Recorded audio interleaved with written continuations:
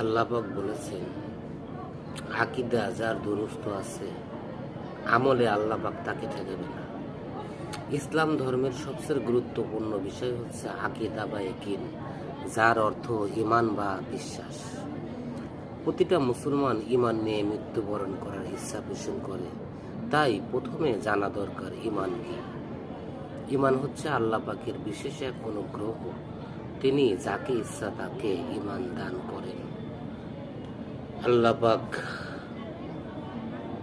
তিনি সবকিছু করতে পারে, তিনি সক্ষম, এগুলা মক্ষম।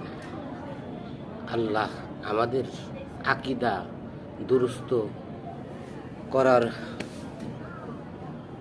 তৌফিক তুমি তোমার মুমিন বান্দাদের মাধ্যমে গোলামদেরকে দান করো। তোমার মুমিন বান্দা ছাড়া, তোমার খাস বান্দা ছাড়া আমাদের আকীদা আমরা দুরুস্ত করতে পারবো না।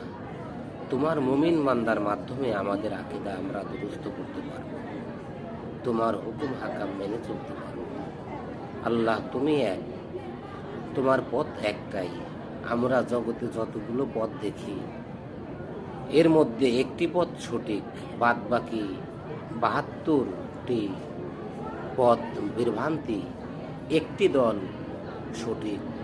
আল্লাহ তুমি সেই সঠিক দলে থাকার তৌফিক তুমি এই গোলামদেরকে দান করো, এই গোলামকে দান করো। আমরা যেন তোমার হুকুম হাকাম মেনে যেতে পারি। আল্লাহুম্মা আমিন।